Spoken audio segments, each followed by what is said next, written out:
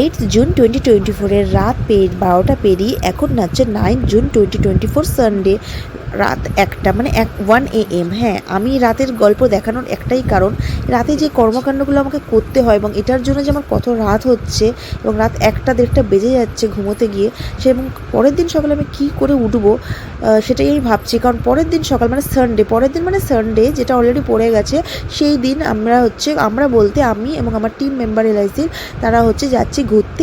করানোর পর আমাকে দুধ খাইয়ে দিয়ে ঘুম পাড়িয়ে দিলাম, আর আমার নিজের স্নান হয়ে ড্রেসও পরা হয়ে গেছে। আর এই যে রান্নাঘরে ঢুকলাম, রিমদিকে আগে থেকেই বলা ছিল, রিমদি তুমি ফ্রাইড রাইস আর চিকেন কষাটা তো বাড়িতে বানাচ্ছি, একটু বেশি করে বানাও, তাহলে আমি নিয়ে যেতে পারবো। কারণ বাড়িতে পাপেলারগুলো থাকছে, দিদি তো যাচ্ছে আমার সাথে, তো এবার ওদের জন্য তো খাবারের ব্যবস্থা করতে পারে। এই সব করতে গিয়ে বেজে গেছে 10টা 15, আর আমি টেনশনে মরে যাচ্ছি। কারণ অলরেডি 9:30টার সময় গাড়ি যেখানে দাঁড়ানো ছিল সবাই এসে রেডি আমার জন্য ওয়েট করছে। তো প্রবীণ আমাকে ছাড়তেই যাচ্ছিলো, তখনই দেখলাম বাবা গাড়ি চলে গেছে আমার বাড়ির সামনে। What a pleasant surprise! তো এই যে আমি আবার গাড়ির মধ্যে দেখার চেষ্টা করছি কে কে এসছে। সামনে বসছে নিশা, আর ওই দিকে সুমতিদি উঁকি মারছে। আমি ভাবছি শিবানীদি আর মৌমিতা, মানে আমার দিদি কোথায়? তো দেখলাম হ্যাঁ ভেতরেই আছে ওরা। তো এই যে এখন সবাই চলে গেছে, গাড়িটা ঘুরিয়ে নিয়ে এখন আমি গাড়িতে বসে পড়বো। আর আমার মধ্যে যে চুল বলতে তার একটাই কারণ, আমার হাতে ছিল ব্যাগ, আমি চুলটা সরাতে পারছিলাম না। যাই হোক, তো আমি সেট হয়ে গেছি গাড়ির মধ্যে এবং গাড়ি এগিয়ে চলছে মাটিঘেরার দিকে। তার কারণ আমাদের এই যে সামনে আমার বসে আছে আমার টেবিলের অ্যাসিস্ট্যান্ট নিশাকে বললাম হাই বলতে। তো আমরা এখন যাচ্ছি মাটিঘেরার দিকে। সেটা আমাদের আরও 4জনকে নেওয়ার জন্য, প্রিয়াঙ্কা যা দীপা আর আরও 2 খুদের সদস্য, সেটা বাবি আর মিঠি। তো ওরা দাঁড়িয়ে ওয়েট করছে। তো আমরা এদিক দিয়ে মাটিঘেরা অলরেডি ঢুকে গিয়েছি, ওদের কাছে যাব। তার আগে পেট্রোল পাম্পে দাঁড়িয়ে এই যে পেট্রোল ভরা হচ্ছে গাড়িতে। তো আমরা একটু বসে, তখন একটু গরম লাগছিল, যদিও শিলিগুড়ির ওয়েদার সত্যি দারুণ ছিল আজকে, দারুণ দারুণ দারুণ ওয়েদার। আর ওই যে দূরে 4জন দাঁড়িয়ে আছে একেবারে, বাবা প্রিয়াঙ্কা ব্যাগ নিয়ে সানগ্লাস পরে একেবারে রেডি, আর মিঠি জানি তো এক্সাইটমেন্টের শেষ নেই। তো ওরাই যে প্ল্যান করছে কে কোথায় বসবে। তো মিঠিকে তো সামনে বসতে দেওয়া হলো, আর পেছনে বসে গেল ওরা 3জন।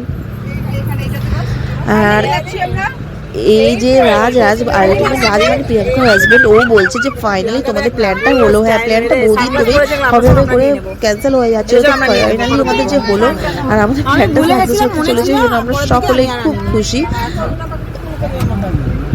আর এই যে বসে পড়েছে মিঠিরানির সামনে, আর প্রিয়াঙ্কা এখনো বুঝে উঠতে পারছে না কোথায় বসবে। আর মিঠির কথা হলো আমরা সেই এনজয় করবো। এই যে আর ও নাকি বরফ দেখবে কার্শিয়াঙে, ওই শুনে আমরা তো ওই বাবা কার্শিয়াং কবে থেকে বরফ পড়ছে। তো এইদিকে আমাদের তো একটু খিদে পেয়ে গেছিল, তো আমরা এই যে কলা খাচ্ছি। আর মৌসুমিদির কথা বলছি কারণ আমার টিমের মেম্বার আরেকজন মৌসুমিদি, হ্যাঁ সেই দিদিন আমার মৌসুমিদি, সে যেতে পারেনি কোনো কারণবশত, তাকে আমরা মিস করছি। এই কলা খেতে খেতে তার কথা মনে করছি আমরা। তো আমরা আলটিমেট সবাই কিন্তু বোর্ডিং হয়ে গেলাম। আর এই যে ব্রেকফাস্ট করতে করতে কিন্তু গাড়ি এগিয়ে চললো রোহিণীর দিকে। হ্যাঁ, রোহিণী হয়ে আমরা কিন্তু যাব ডাউহিল। তো এখনো পর্যন্ত আমরা চলছি। আমার সেকেন্ড পার্টে থাকবে আমাদের রোহিণী ঘোরা এবং তারপরে ডাউহিল ঘোরা। তো বন্ধুরা প্লিজ আমার চ্যানেলের সাথে থাকো, আর আমার চ্যানেলকে সাবস্ক্রাইব করো, আর লাইক বাটনটা ক্লিক করে দিও। So tata bye.